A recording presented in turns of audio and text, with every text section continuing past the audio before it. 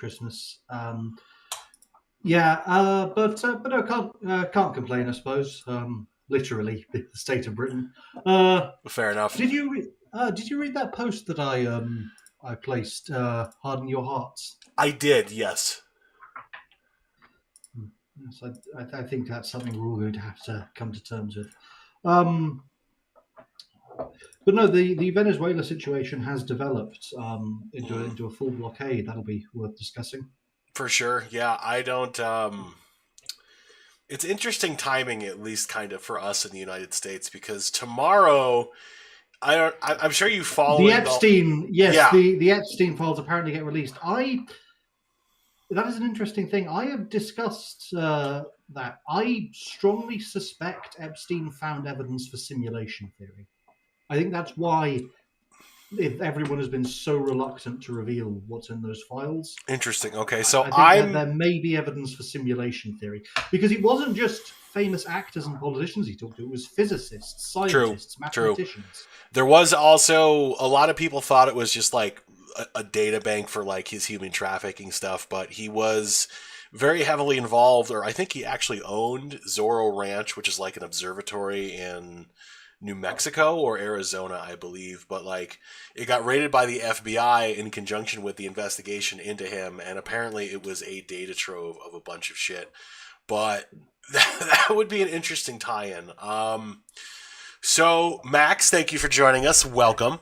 Okay. We were actually just discussing an idea floated that Epstein. Part of the reason that this is all such a big deal is Epstein may have found evidence for the simulation theory.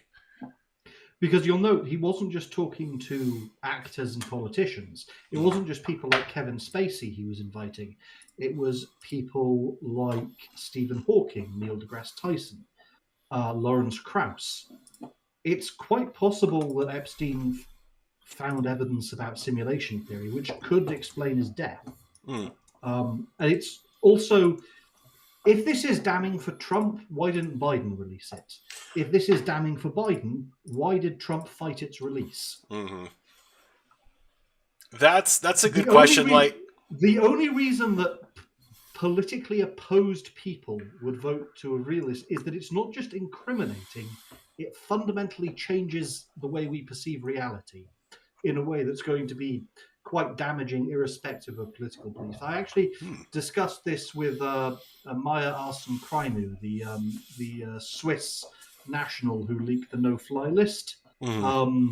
She disagreed with me, but we'll one way or another we'll find out tomorrow. I suppose in some form we will. Like I have a feeling we're going to get another, at least partially redacted version of what constitutes the Epstein files, but it'll be interesting to see. Are we live yet? How would you redact? How would you redact simulation theory? So we are live, and I don't know because I guess it would kind of depend on the evidence we're talking about that he may have supposedly found. Because, like, simulation theory is, of course, the idea that the universe as a whole is actually just like a computer simulation or a simulation of sorts. Yes. Okay, so I guess, like, if you had to postulate, what would you think that evidence might be? Like, what would it consist of, or what would it show, or what? Yeah. Well, in Doctor Who, they figured it out using pseudo-random number generation. One of the things that computers generally aren't very good at is generating random numbers. So they figured out that if you try to generate two random numbers at the same time, it'll always be the same number. I don't know how you would test that in ours. It will really just depend on the architecture of the computer we're running on. But it may be that sufficiently complicated systems skip or are simplified to save on computational resources. The computer may be taking shortcuts with the simulation of something that it wasn't expecting anyone to look at. And it may be that Lawrence Krauss or Stephen Hawking or Neil deGrasse Tyson found evidence of that. There may be some process you can run that reveals where the simulation is taking a shortcut because it didn't expect anyone to look there. I mean, I could definitely see like the simulation being really upset that we started like looking at Jupiter all the time. Like, oh shit, this fucker's so big, and we have to like do all this fluid dynamics simulation, all these clouds all the time. It could be, or for example, is Jupiter tidally locked? Are we always looking at the same side of Jupiter? No, it rotates. Quite Okay, fast. so Hours. it wouldn't be that simple then. It's probably we probably had a satellite that took a photo of a planet at the wrong moment, and the doom sprite that constitutes each planet didn't render properly, so you could kind of see it was like flat. I remember like early YouTube, there'd be these conspiracy theory guys like looking at NASA footage, and they'd be like blowing up like these digital files from like NASA's gallery, and then like cranking up the contrast and saturation and gamma until you start seeing digital artifacts, like just compression artifacts and stuff like that. And you're just like, well, there's a thing, and they're like, no. What if those aren't compression artifacts in NASA's digital photography system? What if those are compression artifacts in Mars itself, used by the system trying to save space? They're not compression artifacts so much as it's like a digital video file, and you've got a discrete color assigned to every pixel, and if you zoom in enough, you will see grids of like random architecture basically looking absolutely stuff. Because there's like, as you go up a black scale, like it's not all the same black as you go across like the shadow on a rock or something like that. And people are like zooming in to like, they're like, oh, I see this figures and stuff like that. You're like, okay, so they could be coming up against the limit of NASA's recording apparatus, or NASA could have been coming up against the limit of the simulation. That's what we may find out tomorrow when the Epstein file leaked. But I can't think of any other reason why two opposed successive administrations would want to hide it. I can think of reasons why Donald Trump would want to hide it. I can think of reasons why Biden would want to hide it. I can only think of one reason why Biden and Trump would want to hide it, and that's that it confirms simulation theory. I mean, I guess we'll see other Venn diagrams that correlate between the two guys, I think. I mean, it's here's the thing. In the realm of possibility, that's possible. No, I mean, I definitely always thought it was super weird that a bunch of like physicists in particular were going to like Epstein Island and stuff like that. Well, it makes sense if Epstein suspected simulation theory and was looking into it. There's a big theory that he was involved with Israeli intelligence, and that I think he had an Austrian passport was found in his house. He may, at some point in his life, have come across some evidence of simulation theory while he was involved in intelligence, and then started gathering all this wealth and all these scientists in an attempt to confirm it. And either he couldn't live with the knowledge and killed himself, or Bill Clinton killed him to cover that up. Well, I could see, like, if we go down the Mossad rabbit hole and, like, the CIA rabbit hole and say, hey, what about, the machine elves and, like, the LSD portaling and stuff like that. They talked about... have you heard about these, like, intranet yes, the CIA they... were very... I think it was a spin-off of MK Ultra. They were very interested in what happens when you subject the human mind to certain disinhibiting chemicals. You can disable the part of us that prevents us from being aware of what Jung called the collective unconscious, the sort of universal psychic field that links every thinking entity. Because when humans become aware of that, we tend to... people used to think these were hallucinations, but the thing is, we've had multiple people who've never met hallucinating the same thing, which means it's not a hallucination. You're actually perceiving something that you normally can't perceive because the chemicals have disinhibited your blockers, if you will. So there's something in the collective unconscious. Call it God, call it the machine elves. It may be predatory, it may be hostile, but there are definitely other intelligences present in the collective unconscious. And through certain chemical means, humans can access and even speak with these entities. I think Alex Jones tried it at one point. Well, like if you think about where physics has been for the last to be honest, century, but really more since the last 60 years. Like, the first half of the 19th century or 20th century, I should say, was used to confirm a lot of uh, general relativity, special relativity, and quantum. But of course, they have places where they don't agree with each other at the very small and the very large scales. It is less that they disagree, more that there's no single set of rules that produces both assumptions. They don't really disagree because they make predictions about entirely different phenomena. Quantum effects are predicted by quantum physics to be totally imperceptible on the scale of planets and galaxies. Relativistic effects are predicted by relativity to be totally irrelevant on the scale of atoms and electrons. Yeah, but that's where like 0-point energy and like Hawking radiation. You're talking about Hawking in particular comes in. A few people who tried to model them, and he was on the Epstein list. That was his theory of black hole decay, which was then later confirmed. Mm-hmm. And so where I was going to go with that was that we have had a complete stagnation in advancing fundamental physics since the 60s, basically. I don't think we have. Didn't we confirmed symmetry break? Like, we confirmed non-locality, I think in just the last 20 years, didn't we? We got the first experimental confirmation of non-local interference in the last about 20 years. What Einstein called spooky action at a distance. Yeah, we've always had a lot of proof of like entanglements and quantum effects proof like that. I'm just saying, like, from not proof of non-locality. A lot of physicists argued entanglement is real, non-locality isn't. The universe is local, and entanglement doesn't change the fact that it's local. I think it's just in the last 20 years. Just in the last 3 years.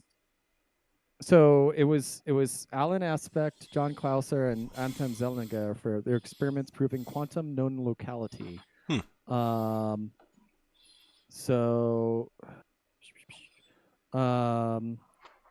this context, the objects define properties independent of observation. An apple can be red even if no one is looking. So that's kind of one of the counteractions of like simulation theory, where like, oh, we don't render the apple's color when nobody's looking.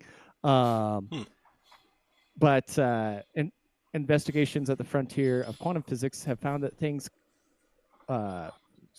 local means objects can be influenced only by their surroundings, and any influence cannot travel faster than light.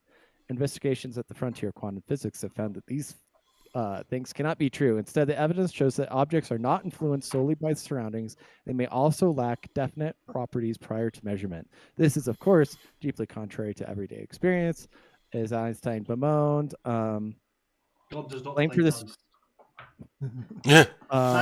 That's the issue you run into. If non-locality is real, then that opens up a whole can of worms is a bit of a cliche, but according to certain interpretations of relativity, if you set things up to move at the right speeds relative to each other using the right inertial reference range, you don't even need acceleration for this. You could create a situation, if non-locality is true, where you could propagate a message back in time. And if non-locality is true, that means that you can't block a signal. Non-locality, in theory, means telekinesis would be viable. You could send a message that passes through, or doesn't actually have to pass through a barrier, which means you could have a dead man switch with a signal that can't be blocked or intercepted. This gets into some territory that really does scare a lot of people. And is it possible that it may or may not confirm simulation theory, but I suspect this is why Epstein either killed himself or was killed by Bill Clinton, and I suspect it's why no one released the files. It confirms something that isn't about any individual person, it's something about the universe we live in. And that's the only reason I can think of that Biden and Trump would want to keep it quiet. There's no other common interest they share other than living in the same universe. Perhaps, yes. Perhaps. So what I was trying to say about fundamental physics discoveries, like this is a prediction that we, had a follow up with, but it's taken a really long time since those first calculations were done 60 years ago to like get to this point. And I think string theory, in a lot of respects, has been like a distraction from physics. It hasn't made a lot of provable results lately or at all ever. Like they just do endless conferences and they talk about string theory and It's a string of endless conferences, bro. Hypotheses. Exactly. Physics, like a lot of fields, really the brilliance seems to have gone out of it. We're getting, even though the human population has gone up and up, the actual quality of creative enterprises seems to have gone down. Now, that is congruent with simulation theory. Why? You've got more and more brains on Earth, right? Mm-hmm. But the total amount of space on the simulation to run them has gone down. That's why you experience cognitive decline over time, because you've got the same amount of processing power, but it's now spread across 10 billion brains running on the same simulation hardware. It's With like that, crashing a computer program, or it runs at a really slow rate because you've spawned too many assets. that might also explain why computer RAM has become so expensive lately. Is because that's. I would say, like, I think that a lot of the greatest minds in physics, there's two possibilities, or I should say there's three, because you obviously proposed one.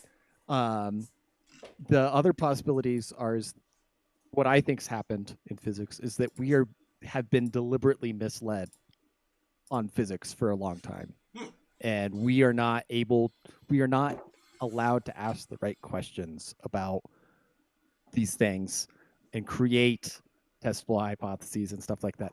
Second possibility, Trisolar hypothesis, yeah. Yeah, the second possibility I see is that, and there was a great article I saw shared all over X about this, is that fundamentally all of the prestige positions across society have systematically excluded people based on merit to hire based on DEI for the last 10 years very intensively, but at least since the Civil Rights Act was passed in the 70s.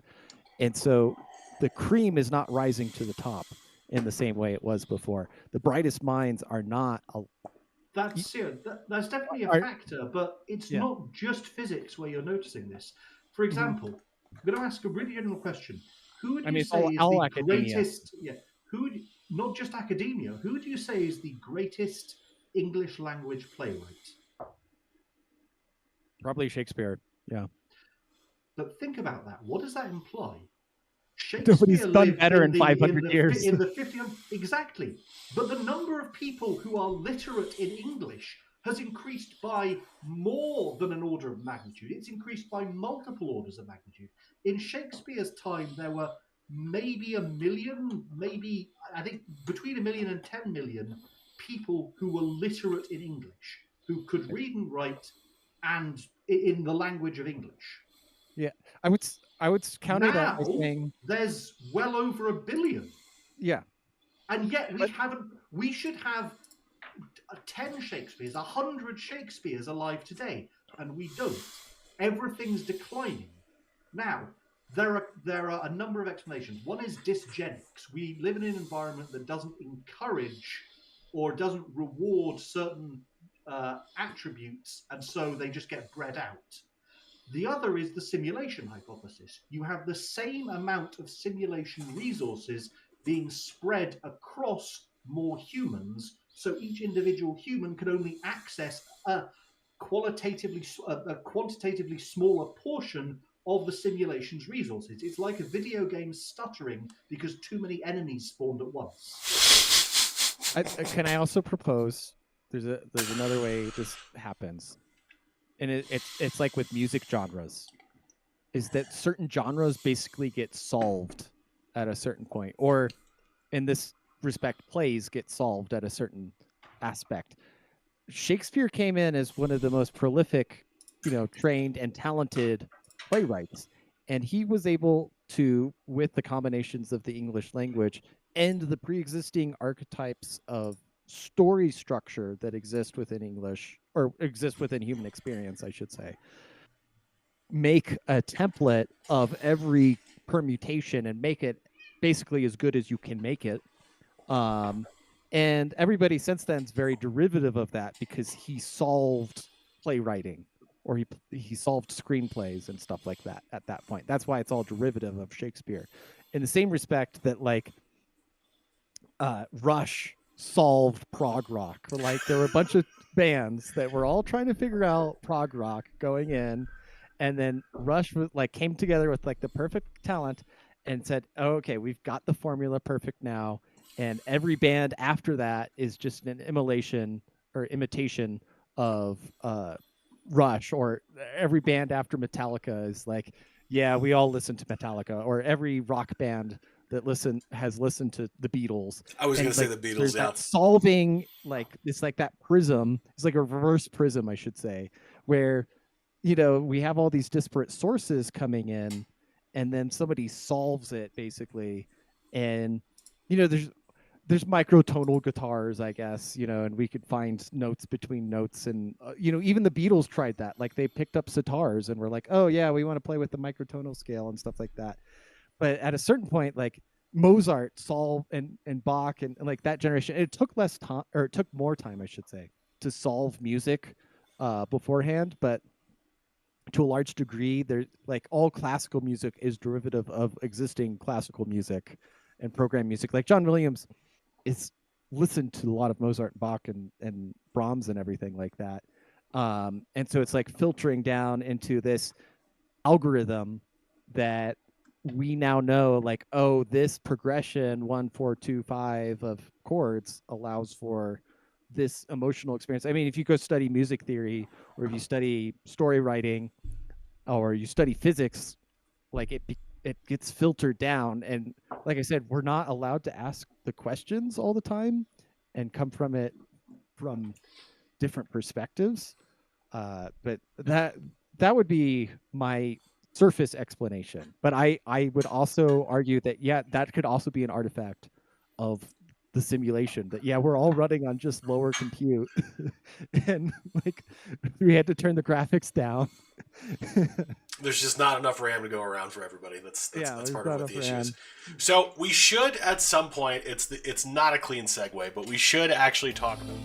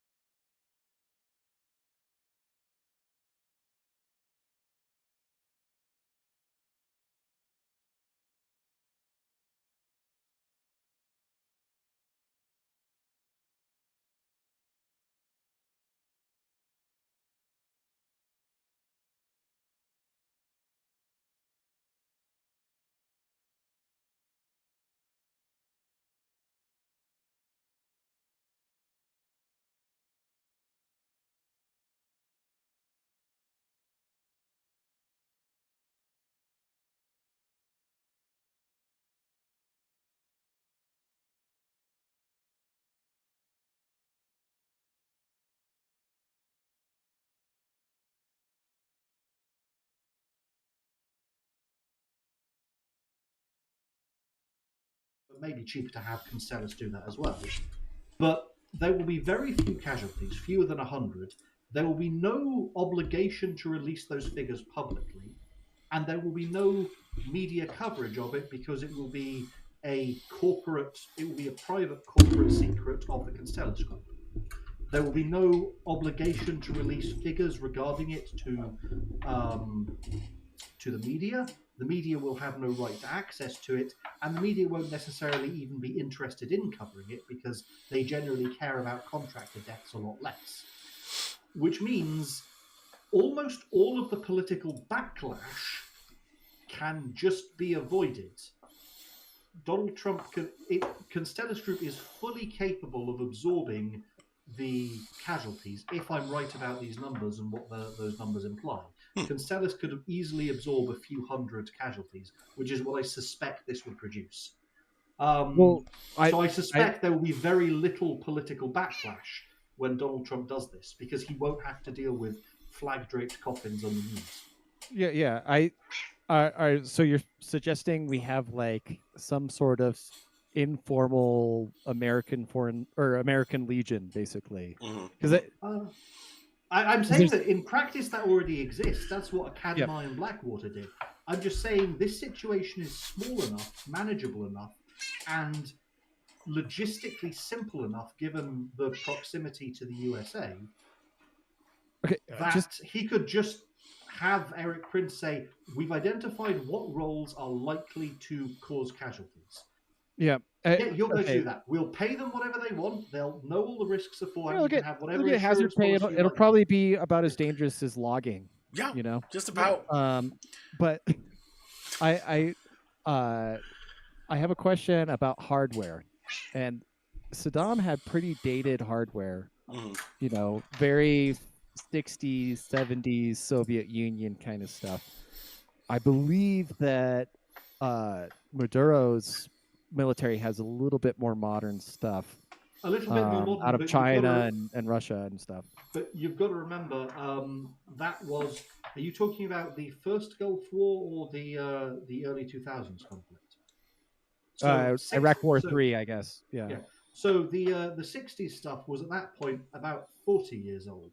If Venezuela is using stuff from Russia and China that came from the 80s or 90s, it's actually comparably behind the times to what Saddam was using. You know, their stuff is maybe 20 years newer, but we're 20 years in the future compared to Saddam. So the other question is terrain and how comparable the capacity for the capacity for Venezuela's population lives close to the coast. Yeah, but then you can diffuse it. Or guerrilla factions and paramilitary narcos live in the jungles, in the hills, in the mountains, and everything like that. I would say that the capacity to sustain an insurgency away from the two rivers that run along Iraq was way less than the capacity to sustain an insurgency in the Venezuelan mountains. That is possible, but you've got to look at who actually was in the Iraqi insurgency. Those were the Baathists. Those were the Saddam's people. And the reason they fought that insurgency is that they saw their leader hanged. Right. And this is what we talked about last time. The last time I started here, the Nuremberg precedent. It seems like they're not doing that this time. Assad was allowed to quietly retire. He's living in Russia now. He's playing Battlefield 6 every day. He's a gamer. It looks like, one of us. It looks like they're willing to do the same for Maduro. That has been the overtures from the Trump administration. They've just been trying to just go, just leave, just escape, just go, just step aside. And if they offer the same to his top guys, they have no reason to start an insurgency. Yeah. Saddam's men fought an insurgency because their alternative was ending up on a rope. If you take that option away, there's no motive for an insurgency. These aren't committed radical jihadi zealots. These are people who will probably be willing to surrender and make peace if they don't get hanged. Now, here's the other interesting angle that I saw. was that the sanctioning of tankers was actually going to be the primary method. They need active cash flow to sustain the welfare warfare state of Venezuela, keep the military paid and And fed. they're And mostly supplying Cuba. So this is also a way to put the screws to Cuba. yeah, and so somebody did back of the envelope math saying it might only take 5 weeks of sanctioning the oil tankers to get them to call uncle, basically, because the cash will just run out. Nobody's going to have any food. But the counter of this, which I agree with you, they're not jihadis or whatever. But the counter of this, and neither were Saddam's men, but they joined up with the jihadis. They founded ISIS because they knew the alternative was to be hanged. yeah, Take the option of execution away, and these people have no reason to become insurgents. They're greedy criminals. They're not zealots. yeah, make surrender painless and Yeah. Fighting extremely difficult. It's a good all around strategy. Now, I did hear also a somewhat libertarian case for war against Venezuela, which is that the U.S. private corporations, companies, and individuals invested into developing the And resources of the Venezuela. communist government basically just And we got seized all of that expropriated. Yeah. And so this is essentially just restoring that property back to its original owners. This is just a big chargeback, essentially, what this is going to be. Expropriated. Yeah, we could go in and return property to its rightful owners. I do think, on your note, that the best way to do it is with letters of marque and reprisal, is to offer privateering licenses to restore property to its rightful owners. Honestly, I don't think even that will be required. You know that Nobel Prize winner, the woman in that. If she ends up in charge of Venezuela, it's very likely, I think, based on sentiments she's expressed, that she'd just be willing to give that stuff back. Mm-hmm. Probably part of the reason why she's in that position. Letters of marque and reprisal. I agree that if she doesn't, if she turns around and says, I wouldn't say saved, I'd say more like under new management and just keeps it, okay, then it's time for letters of marque and reprisal. But if she just gives it all back, problem solved. Yeah, I mean, honestly, if you're gonna go totally libertarian about it, with interest. Yeah, with interest, you had revenue that entire time, and you had profits that could have been reinvested properly. All that sort of stuff. JC in the chat is asking, Cybersmith, are you optimistic or black-pilled about the future of Britain? Black-pilling is a crime. I refuse to submit to the black pill. I sometimes feel inclined to black pill, but then I know that I am actually clinically depressed, and I think I need to up these to 50 milligrams. It is already 50 milligrams. I'm going to ask my doctor about moving up to 100. I think you've got to look at the fact that we have gotten through direr straits than this. We haven't had a worse leader than Keir Starmer, but even Keir Starmer notes his frustration. The bureaucratic situation that has been set up means it's difficult for even him to get anything done. So whilst he is more evil than Cromwell actually had a system that responded to him in a way that Keir Starmer just doesn't. The bureaucracy they have set up in a very real way limits their ability to oppress us. And a good example of this is they can't build any more prisons because they can't build anything, which means they have run out of the ability to incarcerate people. They can't put a new person in prison without letting an existing person go. So their ability to impose prison sentences is extremely limited. They don't have the death penalty, and they're staunchly opposed to reinstating it. So their ability to oppress is limited. I think we'll get out of this. It'll be rough for a while, but I do think we will get out of this.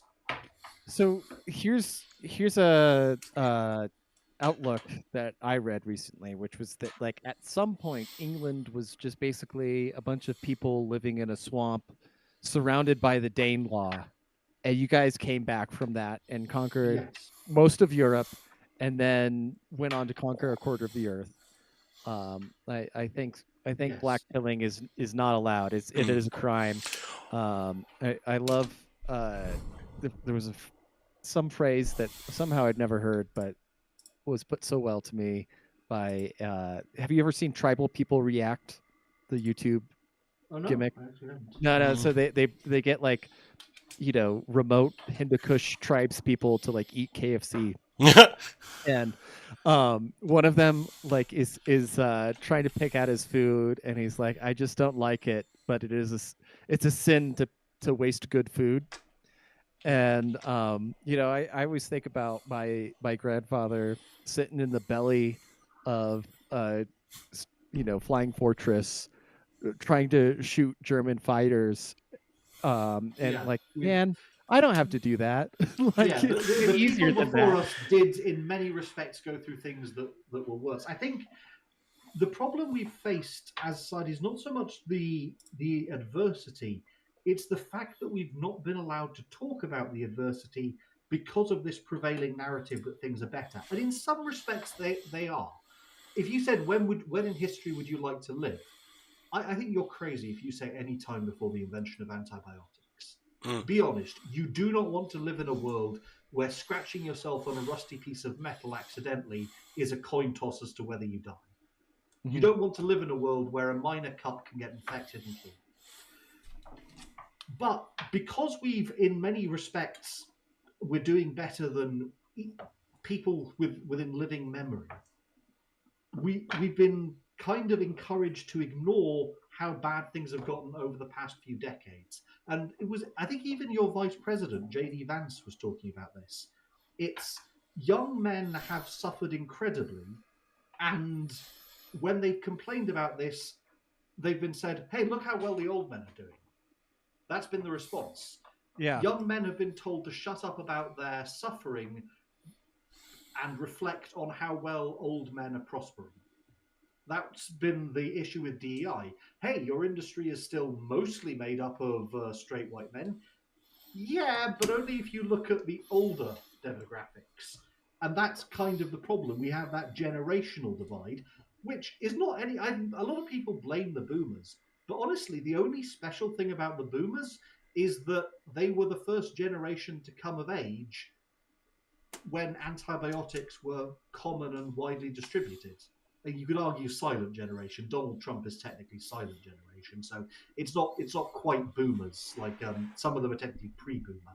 Fun fact: Obama is very likely to be your only boomer president. It looks like Gen X is just getting skipped. Kamala Harris, I think was she Gen X or would she be a boomer as well? I think I think she'd be Gen X. I think she's young enough to be Gen X. So hang on. If she doesn't win this upcoming election, 64. I think J.D. Vance is likely to be the next president. Oh, no. Gen X is just getting skipped. Kamala Harris was born in 1964, which technically makes her a baby boomer. She's a very young boomer. Yeah. Well, there you go. Gen X. Gen X is never getting in. There you have it. But that's the thing. The baby boomers aren't uniquely selfish. They aren't uniquely greedy. They're uniquely long-lived. They are the first generation to have hung around in such large numbers to their 60s and 50s. And before then, the silent generation, first generation that's actually lived to this extent. We're running into problems now in a lot of industries because we have reached that tipping point where meritocracy doesn't generally correlate to seniority, because we are now starting to have large numbers of people suffering from cognitive decline, which just didn't happen in historical periods. People didn't live long enough for Alzheimer's to be a problem. You might get physically weaker as you aged, but generally speaking, you died before Alzheimer's was ever going to be an issue. Right. We are now facing, for the first time in human history, gerontocracy as a serious problem. When Spartans talked about elders, they were talking about people in their 50s and 60s.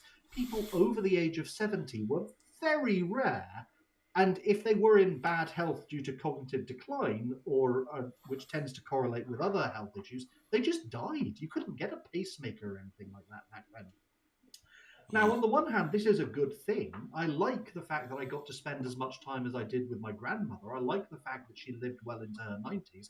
I wish she'd lived even longer. But we are now having to deal with the social implications of this. And a lot of people say it's the fault of the baby boomers, but all they really did wrong compared to any previous generation was live longer. No other generation did what the baby boomers did because no other generation lived that long. No other generation ever faced the possibility of, as a voting bloc, outnumbering people that were younger than them. It just didn't happen.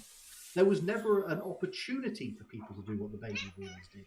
We are, in a very large sense, living in a world that is downstream of medical improvements that occurred in the 19th and early 20th century, and still kept improving even into the 21st century.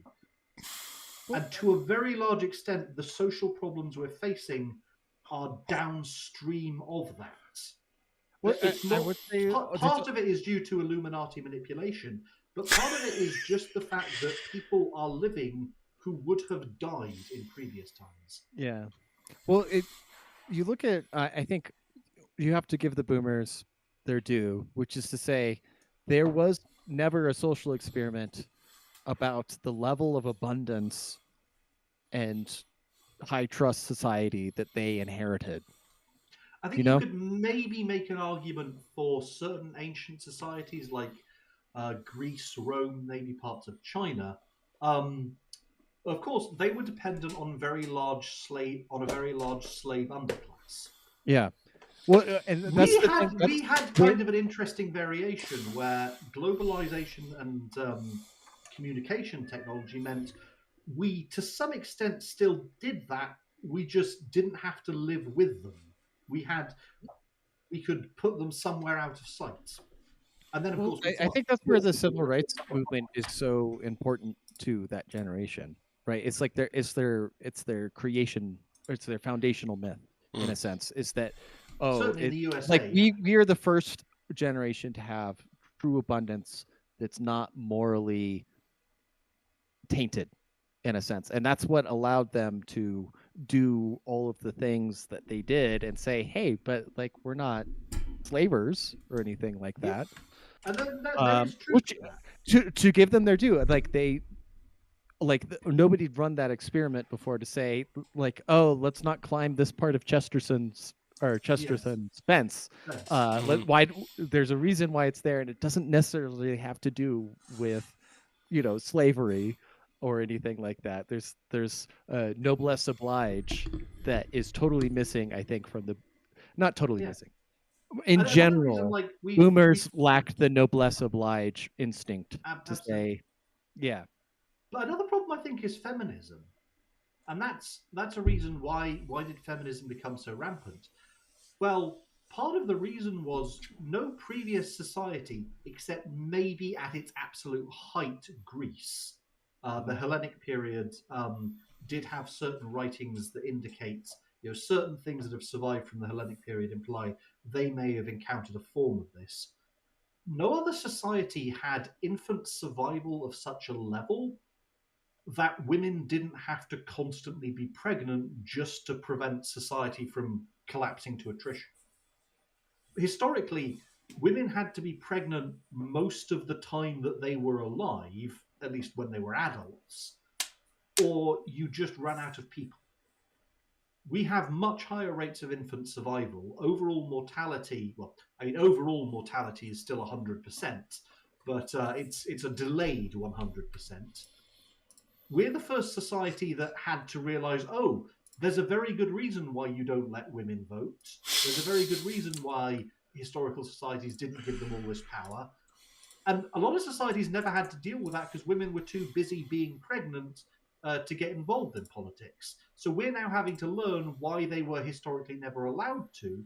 Again, we had the opportunity to encounter Chesterton's fence. A lot of previous societies, arguably from even before the medieval period right up to today, never encountered Chesterton's fence, never had the opportunity to climb it because women couldn't run for office or vote because they were too busy being pregnant. We're the first society that didn't have to deal with that. And so we're the first society that found out, oh no, there's a very good reason why you shouldn't let women vote. So, okay, this brings me to a post of mine that only got one reblog, and nobody read it. It seems, but somebody asked me. Yeah, I hate it when that happens on Tumblr. Yeah, somebody, the Slackerjack asked me, where along your anarchist journey did you finally let go of your attachment to the state, to being part of an innate cultural identity? And I took a while to like get around it. But one thing I said was towards the end was Northern Germanic peoples have held a thing or warrior male plebiscites, regardless of government arrangements, whether they were monarchies or republics or otherwise. So warrior male plebiscites, regardless of government and I said Iceland, anarchist Iceland, Dutch Swiss, English Norwegian. Can Doesn't you matter. link me that post? I'm not sure if I'm following you, so I'll actually. I could send it over. I don't know if we're following each other on Tumblr. I thought you might have got deleted at some point, but maybe. Yeah, I did. I had to remake, so I'm still finding people I need to refollow. Okay. So if you post that in the Alter Podcast Discord, I can share it. I'll on Tumblr. I linked a post of mine, which you might want to reblog now.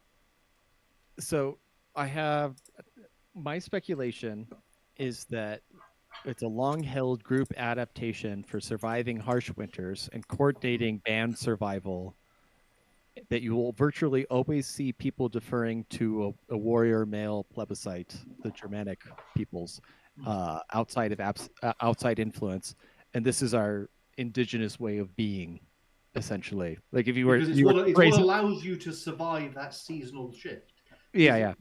You're in the northern hemisphere. You're in that permanent anticyclone due to the East Atlantic current, and because you're in the northern hemisphere, your winters are especially cold, and you're that far north that it's a factor.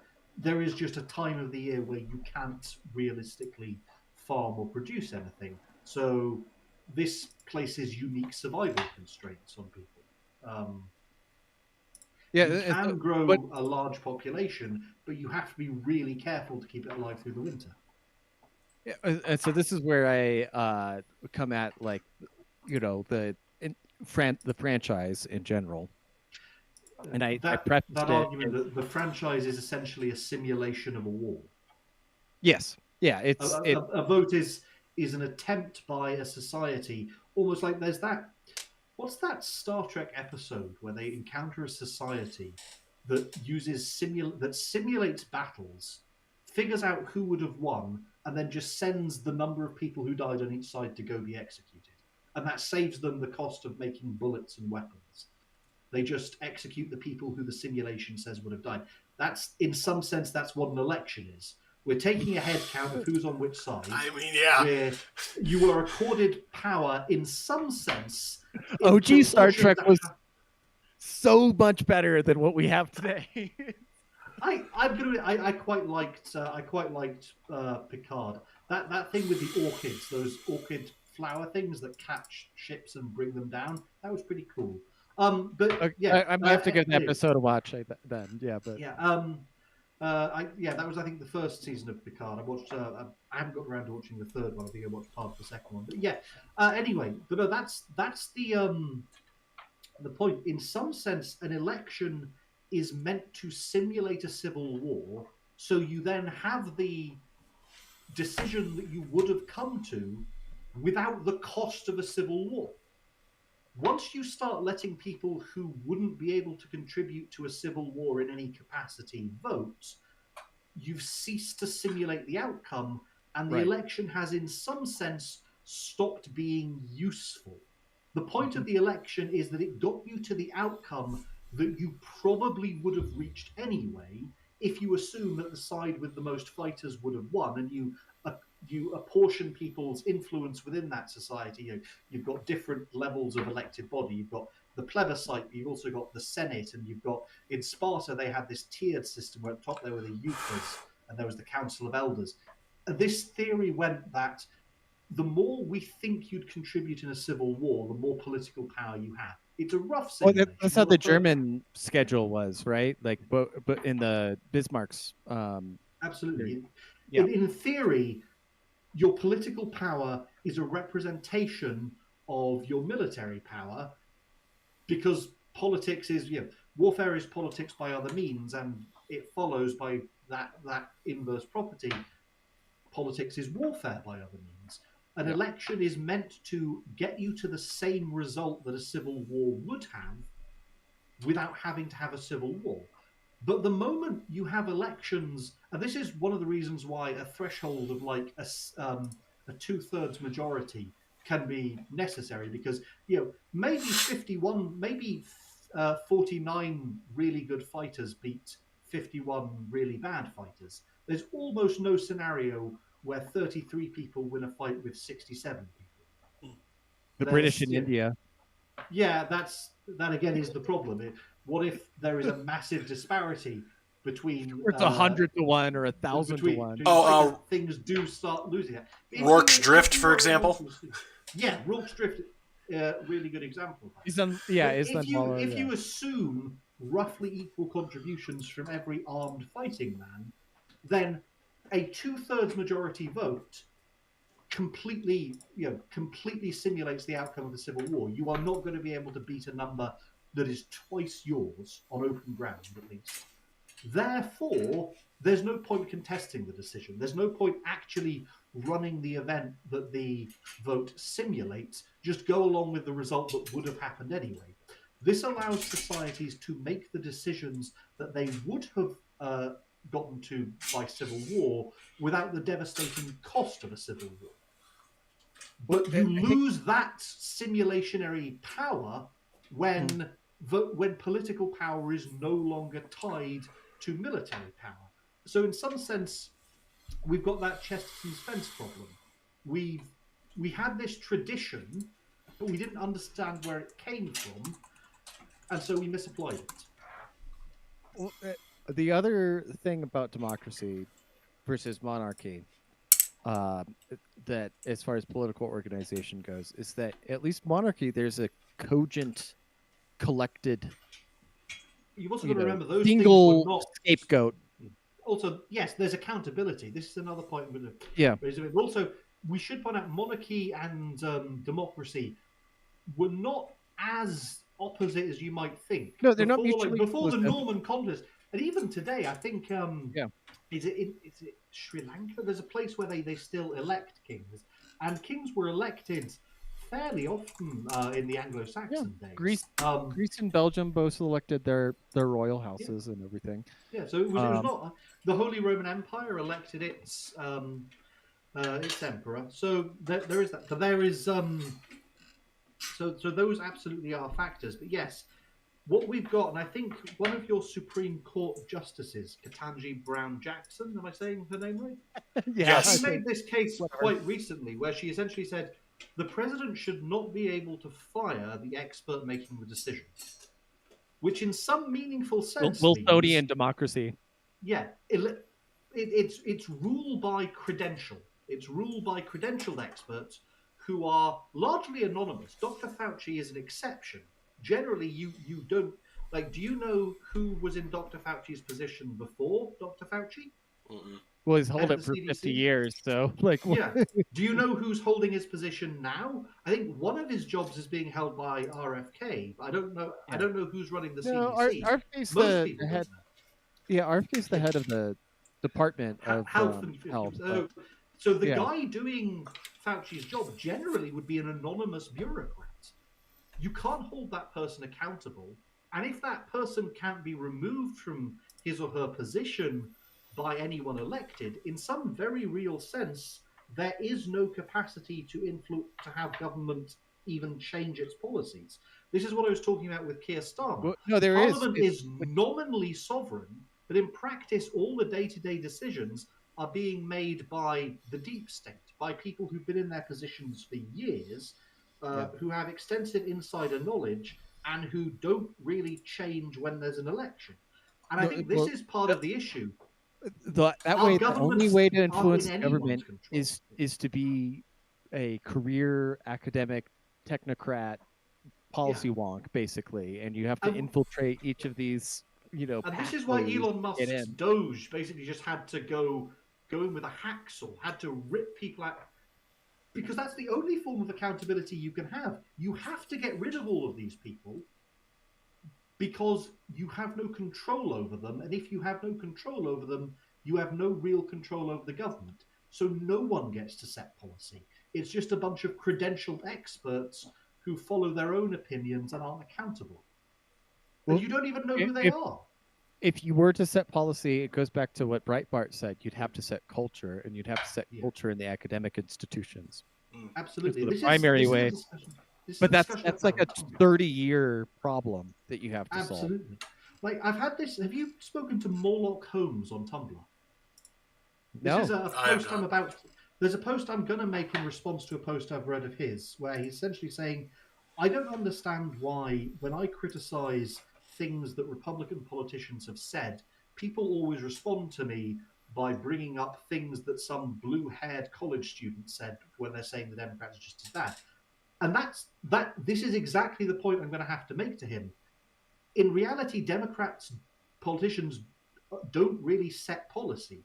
Their opinion is always, let's pass a law that makes a panel of credentialed experts decide the policy. Mm-hmm. That's whether it's executive, legislative, judicial. It's never someone whose name you know, someone who's accountable. It's just some credentialed expert, which means the only accountability, the only thing you can address is the general sentiment of academia. Yeah. Which means, that person with the blue hair and pronouns on a college campus, that is the closest thing you have to a representative of actual power, because it's the academic institutions that are producing the actual policymakers. All Democrat politicians really advocate for is giving more power to those people. In practice, like, what was that famous statement? Was it Nancy Pelosi said, we'll have to pass the bill to find out what's in it? Yeah. That was Nancy Pelosi. Oh, was she just senile? No, that's literally how it works. You don't know what the legislation does until the legislation is implemented, because the legislation in practice just says some anonymous group of experts in some dark, shadowy room make a decision. You will never know these people's names. You will never get to see them. You won't be in on their discussions, but they will make the choice. That, in practice, is the left-wing position. It's give a bunch of experts the choice. And if you circle back to the DEI points that we had made earlier, if you look at like UCLA and what your chances as a certain demographic to make it in were, based on having a perfect GPA or AP or something like that. Yeah, it was something like Asians were getting screwed. Like, if you were Oriental, your chances of getting in compared to like a Native American person or a black person were like infinitesimally low with the same exact score. You needed to do something like twice as well as they did on the test to have even a chance of getting in. So, I mean, even if you're an in-state kid, basically only 1% of the white males who applied ever got in to a state school in California. And that is like, they make up 45-50% of the demographic there.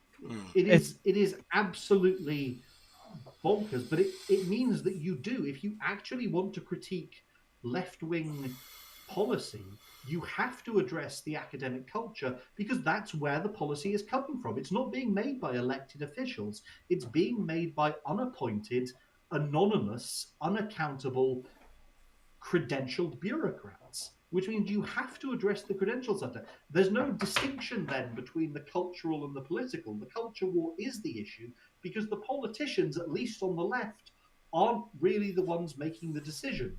They're delegating that power to people you will never personally meet and cannot ever hold accountable for their choices. This is where, like a monarchical situation or a feudal situation, I should really specify feudal, is a lot better, because populist. Is more populist, is more democratic in a real sense then You can hold a that guy democratic accountable. person. I know exactly who made the decision. It's the guy over there with the fancy metal hat.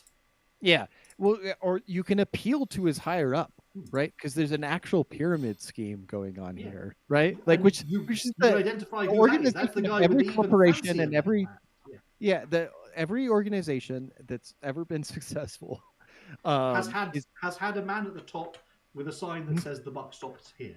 yeah, There's exactly. always been a person with actual responsibility, and you always know who that person is.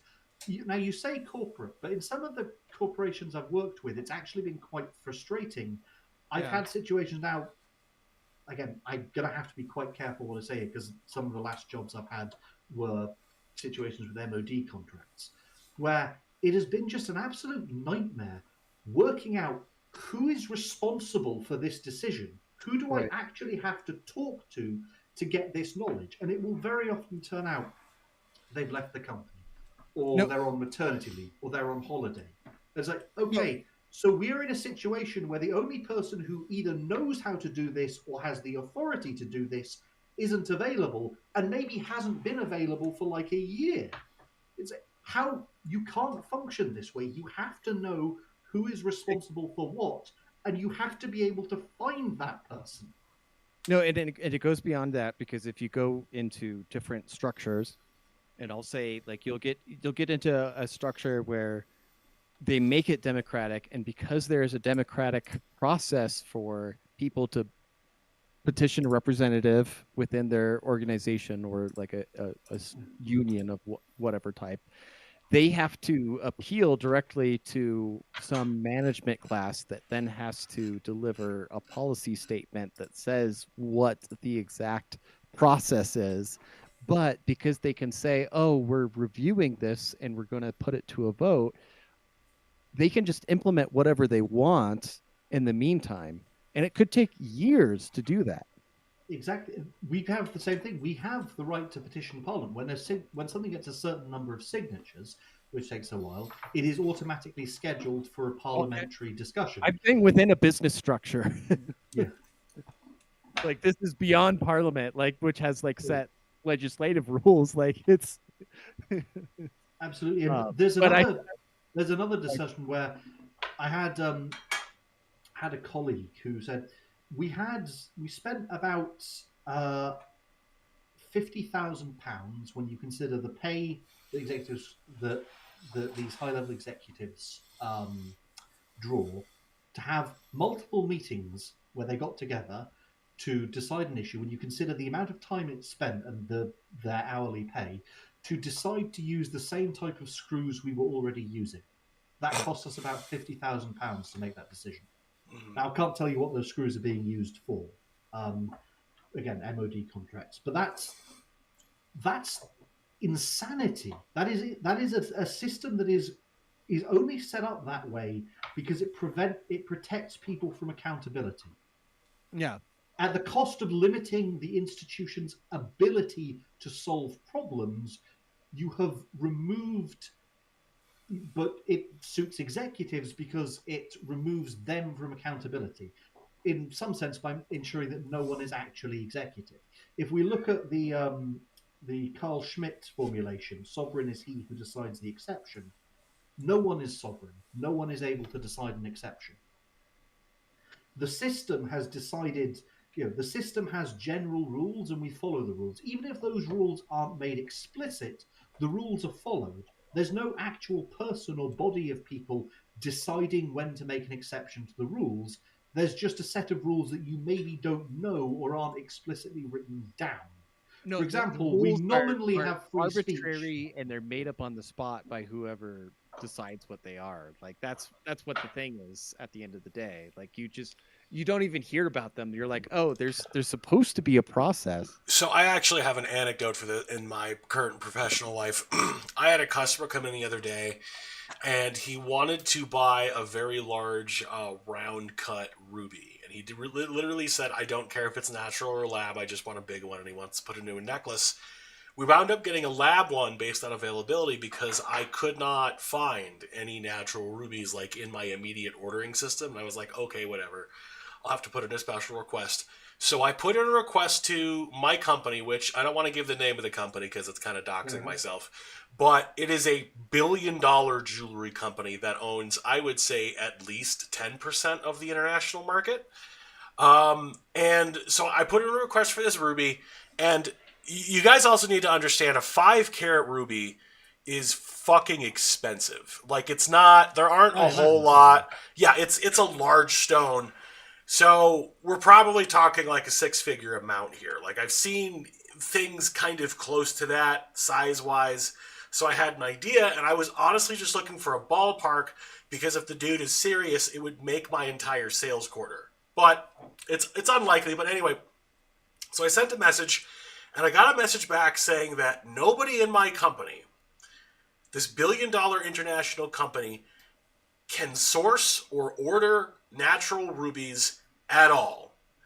Because for our company, the golden standard essentially for gemstone verification is this institute called the GIA, or the Gemological Institute of America. If you go into like the private market in the United States for like gemstones or diamonds, so rubies, sapphires, emeralds, natural diamonds, lab diamonds, what have you, if you have a GIA certificate, it's good. It's the speed pass legitimacy. You can conduct a transaction and nobody has to worry that they're getting screwed over or anything like that. There are no GIA certified rubies available for sale or sourcing in the market at all. So we're like, okay, can we get rubies anywhere else? Well, no, unfortunately, as a company, we've imposed a limitation on ourselves. We will not source any rubies that are not GIA certified. Okay, when can we expect the supply to get restocked? We don't know. Okay, so I'm in a position where I could essentially make a sale that, on the safe side, if the customer is legitimate about what he wants to spend, could spend upwards of $250,000, which for a jewelry sale is like, like that's amazing. So I can't even approach the point of trying to make that tangible because of this self-imposed limitation that this billion-dollar company has, where it will only get rubies from one outfit that will not supply any rubies for reasons that they are not communicating and will not give us a time frame. And this is a completely arbitrary limit that the company placed on itself because C-level management that existed 10 years ago decided this was a good idea. And like you said, none of these people work for the company anymore. We're on our 3rd CEO since then. Like, nobody knows why we still do this, but we do. Mm-hmm. So they have to hold a series of fucking meetings in the middle of Q4, which in the pretty much any sales world is the fucking Super Bowl of sales quarters. And they're holding these meetings trying to figure out how we're going to source gemstones that aren't credited by one specific agency that we have leaned on for decades. And it's not like the gemstones are overall, there's a massive, there's not like a global shortage of them. It's correct. Among that one accreditor. Yeah, like there are rubies, there is a finite supply of every gemstone. There's a finite supply of rubies. This finite supply plays into their value and how much they go for on the market. We simply cannot source them because the criteria that we put upon ourselves for sourcing rubies cannot be met. So we're just not doing it. Now, admittedly, corporate says like we can't say if they're legit or not. That's exactly it. Only use one verification system, and because of that, even look at that verification. Exactly, at that point. And because of that, they are more afraid of liability than they are anything else. So they will not do it, which I understand. But we have been selling laboratory-grown diamonds like hotcakes for the past 5 years. And we're already running into situations right now where there has been such a dramatic price decrease in the cost of lab diamonds. 5 years ago, for example, if you bought a lab diamond, a 3-carat diamond, which is huge for a natural diamond, that's going to be tens of thousands of dollars. A lab diamond, a 3-carat DVS1, which is a colorless, very slight inclusion, nice diamond. It looks great in a ring. Nobody's going to look at that and go, oh, you got a cheap stone. Was $25,000, I would say, in probably 23. Now that same stone is like $5,000, brand new. Yeah. So you have people who are also coming in and wanting their shit appraised, and GIA is the company we would also use to appraise these things, and they're like, yeah, so we appraised this diamond 3 years ago for $25,000, but appraising this ring now, the entire ring, diamond and ring, is only worth about $7,000, and people were losing their shit. Which, understandably, that's a huge depreciation on an asset that's not supposed to do that. That would be like if all of a sudden a meteor softly landed in the middle of a Nebraska cornfield and it was solid gold. Made of solid gold, and then all of a sudden gold is like $5 an ounce. That's a problem. That's a big fucking problem. Did the industrial methods for producing diamonds, did they get cheaper? Yes, the original method for producing diamonds, in the United States, the biggest company that was producing synthetic diamonds was called U.S. Synthetics. It's still around. They're still producing laboratory diamonds. But the original, it was called a carbon vapor deposition, which essentially what you would do is you would have kind of a gas that had carbon particulates that would settle into these trays, and it would create a diamond that mostly had the same crystalline structure as a natural diamond, and it had the same hardness for the most part. Like, it is a 10 on the hardness scale. Maybe it's only a 9.999999998 on the Mohs, but it's... I know this is technically a tangent. Are we going to get to the point where it's going to be pretty viable to have diamond-tipped crossbow bolts or diamond-tipped arrows? I mean, I think they already do have that. One of the things I'm actually interested in seeing is, this is a little bit of a segue, but diamonds are also great conductors. And when it comes to supercomputing, batteries, and like the whole AI thing now that we have laboratory-grown diamonds... Aren't they very good at conducting heat, but very bad at conducting electricity? No, they'll conduct electricity just fine. The electricity capacity, like a diamond battery for like a wristwatch is kind of like something that's already physically, like in physics, has been proposed and like theoretically explored. And you could have 200-year wristwatches. Now the problem is that the voltage is very low. Yeah. Like they can store a lot of energy for a long period of time, but they can't dissipate it that quickly. Yeah. But to get back to the earlier thing, as far as the technology has advanced very rapidly. So now it's not a gas. Now they literally just take bits of old, like, natural diamonds that they've shaved down and polished, and they stick it into a high-pressure, high-temperature oven, essentially, for like 3 days. Or sometimes it's as short as 3 to 5 days. Sometimes it's like 30 days. But it creates a diamond that has the exact same crystalline structure. For all intents and purposes, it is atomically, chemically, and molecularly exactly the same as a natural diamond. There is no difference. You cannot tell with a mass spectrometer because natural diamonds have a lot more stuff in them. They'll have a much higher nitrogen content. They'll have a lot more minerals that get trapped when they're being formed. Specifically, they'll trap carbon crystals. They'll trap iron. They'll trap... We found diamonds with like gemstones in them, like you can find like emeralds and rubies and sapphires and opals and stuff in diamonds. But as far as like the cost has just raced downward so hard that it's almost laughable at this point why you would buy a natural diamond unless you're doing it specifically for the purposes of tax evasion. Gifting somebody a diamond that's worth $20,000, you don't have to pay taxes transferring that asset to another individual. You pay sales tax on the diamond, but they would be completely different than if you gave somebody a gift of $20,000. I don't know about tax law necessarily if that would be beholden to capital gains tax in the U.S., but let's say it's a $200,000 diamond you give to somebody that they didn't sell privately. It's going to affect African warlords because they mostly finance themselves by selling natural diamonds. So it might. It's already been really difficult since 2003 to use natural diamonds as like a way to fund your wars because we're supposed to have something called the Kimberley process, which if you've ever seen the movie Blood Diamond, they talk about it a little bit. But the idea is that all diamonds, natural diamonds taken out of the earth and put into trade have serial numbers on them, and that serial number basically guarantees that it came out of a country that did not have an active civil war or genocide or human rights abuse situation or child labor or any shit like that. Supposedly. I don't know if that actually works. There's nothing stopping people from growing lab diamonds and laser engraving bogus certification numbers into the side of them. But I'm interested to see what's going to happen once they realize that you can use diamond conductors and semiconductors in the whole AI thing because, like, for my industry, I kind of went on a little tangent there, but for my industry... No, it's genuinely fascinating. Yeah, but it's interesting where, again, you have this self-imposed limitation on the one side, and on the other side, you literally have something that is so successful at what it does, it loses value because it's now just so cheap and easy to make. Yeah. And there's no point in certifying it. Like, that's the thing.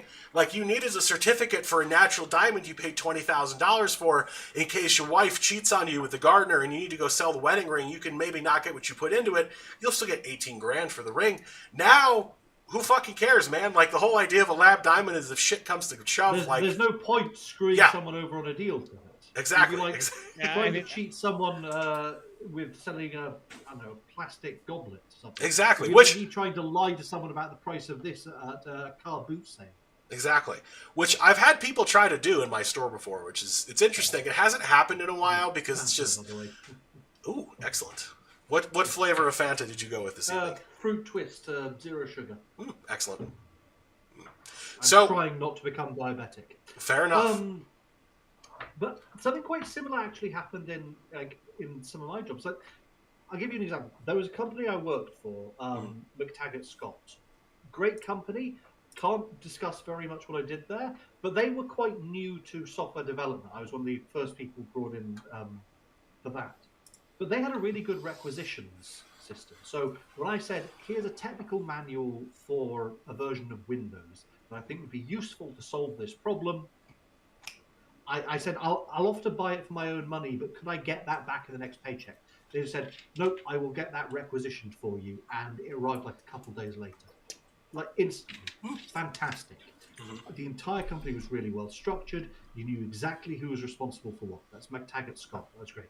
Another company I've worked for more recently, whose name I'm not going to reveal, because I'm saying something bad about them and I don't want to get in trouble for defamation. They had a client. I was working with that client on a long-term project. And one of the things I needed was just an SSD drive that was very similar to the SSD drives we already had. Basically, I said, because we'd like to run 2 different versions of this software, we'd like to have 2 different drives so we can use 2 different versions at the same time. So, what I would like is to get a blank drive that is the same as this and then install a fresh copy of Windows on it. How do I do that? That's technically not in our official list of things we purchased. I don't know how someone originally got these.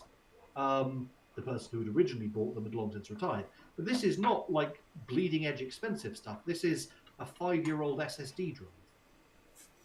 So we're gonna... I don't work there anymore. As far as I know, they still haven't got them. The process was so fucking arcane. The hoops you had to jump through to just work out who to ask for the form to fill in to request something that wasn't on the official list. And then working out how you got a copy of Windows for it. And again, this was like commercially available stuff. I'm not... There's a lot of stuff they were working on that you can't get unless you are either a member of the military or working for a member of the military. But this was not that. This was a common fucking SSD drive. Like, not a super advanced, expensive one. We were running, like, Windows 95 on it. As far as I know, they still don't have one. I haven't worked there for 5 months. As far as I know, they still don't have it. Excellent. It's mad. And because their company was so big and so extensive, and there were so many people working with different contracts from different companies. A lot of people were there as contractors like me. That there was no official process for how you requisitioned something that wasn't standard, which meant that, and I was trying to document what do you do to get another one of these, and they just did not have a system. I have no idea how they got the ones they did originally have that I was trying to get additionals on, because there was no official process for getting them. I suspect that was just a holdover from a time when someone actually did have the executive authority, or some poor bugger bought them out of his own paycheck. Maybe. So before we get too down this, we're gonna reel this back a little bit to like the crux of our kind of very colorful segues That's here. absolutely fair enough. It's a great I'm so conversation. sorry about my language. I'm hoping. No. We swear we say so much worse shit all the time. But we had a question from the audience, and I wanted to address that because we're kind of running on time. But it pertains to what we were talking about. So Saint Luck of the Laughter says, "Okay, so we see the problem. Any ideas how to fix it? Genuine question. Talk doesn't matter unless you have at least a little action behind it." And I believe this is in reference to just the ongoing enshittification of pretty much every facet of society. So I guess you have to bring back some kind of accountability. You have to align incentives. All of this comes down to the misalignment of incentives. For example, Elon Musk is facing massive problems, but he does genuinely have incentives that are aligned with those of his company, and that's why he's able to get things done, because he wants, broadly speaking, what his company wants.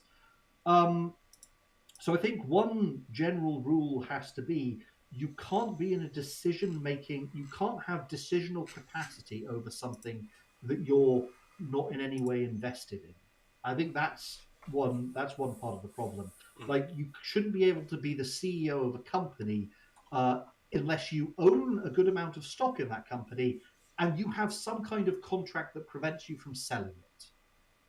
Your interests must be aligned with the interests of the group you are acting upon. That would get rid of this ESG stuff. That would get no golden parachutes either. If the company does badly, you do badly. You have to align the incentives. As far as judges, for example, judges have to be liable at least to civil suit, if not criminal suit, when someone they have released on bail commits a crime.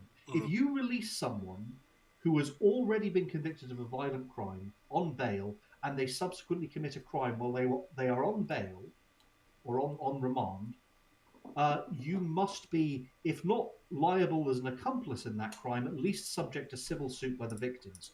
You have to align the incentives. So what they're doing I believe it's Carolina, is it? North Carolina, with Irina's law? I think it was South Carolina. South Carolina, with Irina Foreign name, the woman who was killed.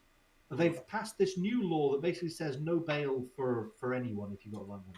That's a solution. My problem with that is it's not a nuanced solution. There are some cases where it's appropriate to let people out on bail. There are some cases where it's not. The problem isn't that it's never appropriate to let people out on bail. The problem is that the people making that decision have no stake in the outcome. The problem is that the judges fundamentally don't care. They're not riding the subway. They're not going to get stabbed to death. So why should they have a problem letting someone out on bail? Similar problem exists for parole boards. You have to make sure that parole boards, judges, anyone who can let a duly convicted, someone who has been convicted of a violent crime by due process and a jury of their peers, if you let that person out and they subsequently commit another crime, you have to be liable in some respect. Whether that means you are found guilty as a co-conspirator and you get the same sentence as them, or simply that you are subject to civil suit by the victims of that crime, you must align the incentives of the people making the decision with the incentives of the people affected by the decision's outcome. If you don't do that, you can't fix anything. You cannot have decisions being made by people who won't be affected by their outcome. That's fair. Whether it's at a corporate level, a judicial level, an executive level, or a legislative level. So Saint Luck the Laughter says that they definitely can absolutely get behind higher levels of accountability. I think we all could. I do think that is an issue. I also think that, at least on a corporate level, you could probably also develop a similar scenario or system for judges and public officials.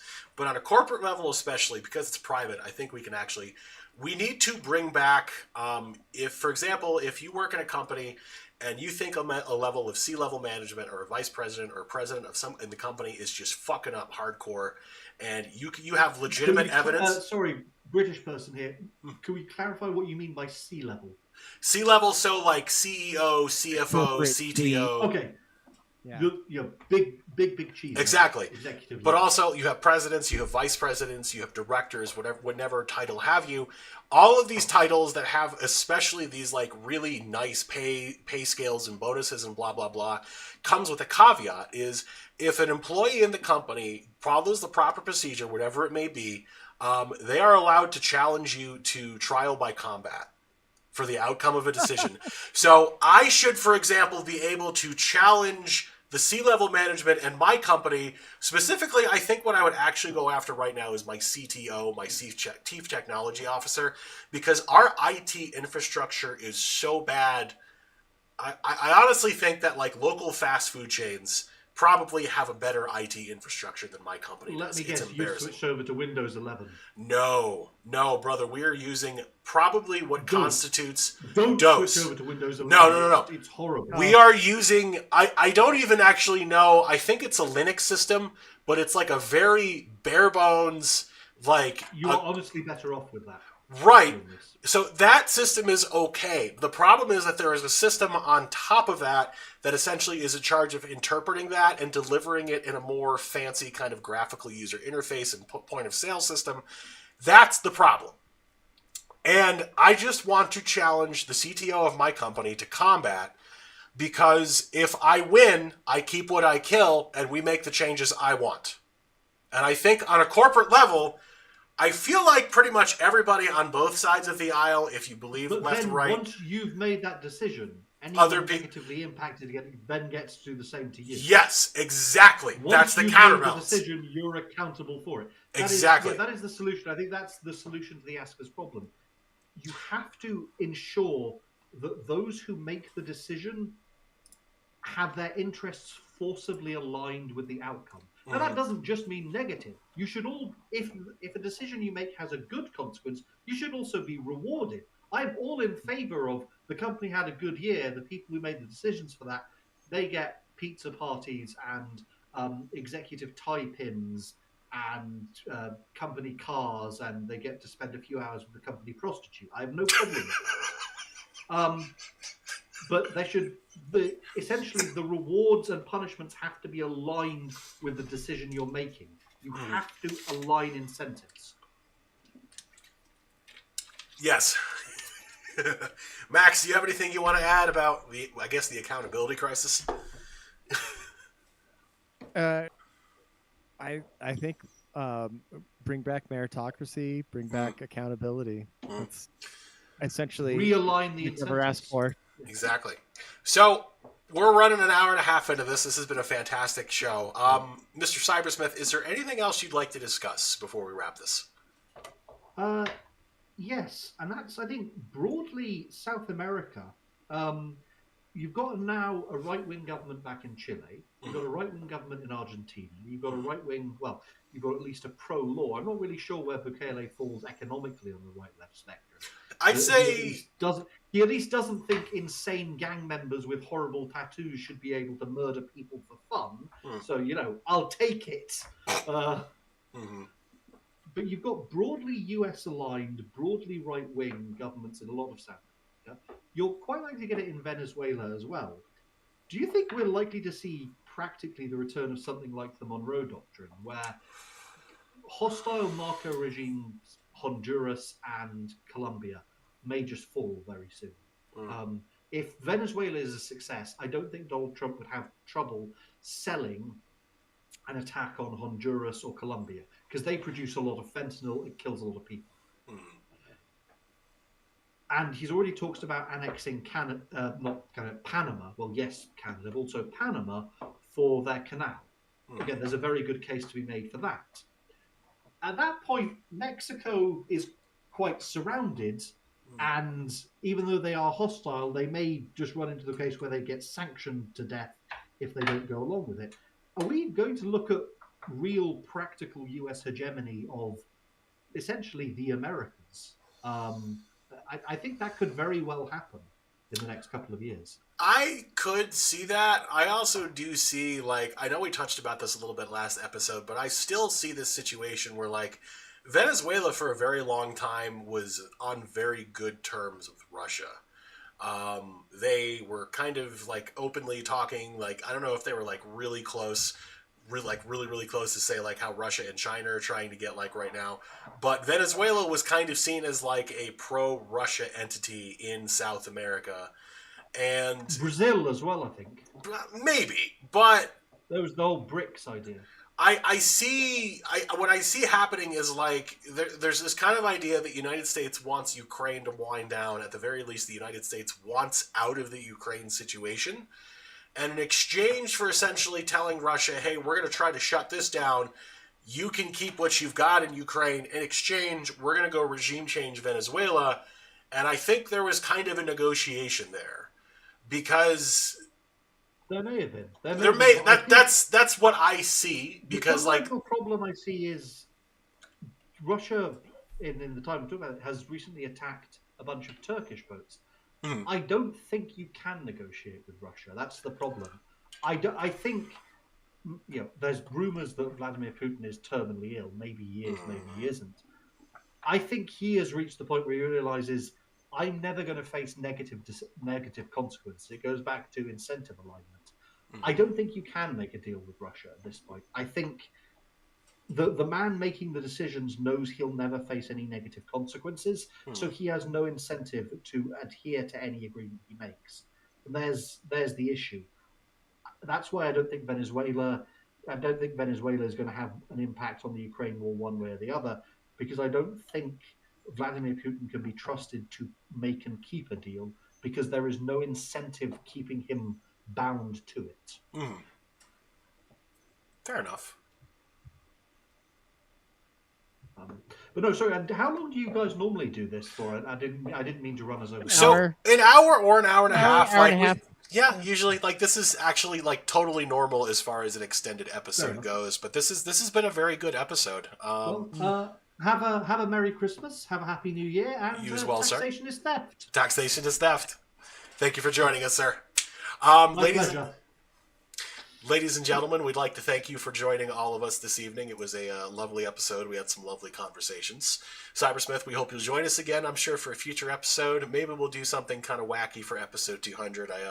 I like the mass call-in format where everybody just fucking calls in at once and we're all just talking about shit. I think that's what we'll do again. That seems like a good tradition. But ladies and gentlemen, stay safe out there. We wish you a Merry Christmas. And as the Cybersmith just eloquently put it, taxation is theft.